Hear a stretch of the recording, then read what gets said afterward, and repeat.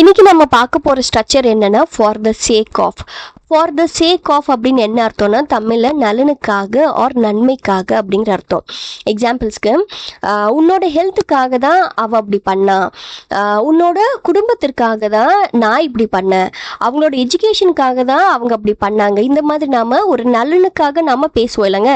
So அந்த டைம்ல for the sake of அப்படிங்கிற இந்த ஸ்ட்ரக்சர் நம்ம யூஸ் பண்ணலாம். எக்ஸாம்பிள்ஸ் பாருங்க.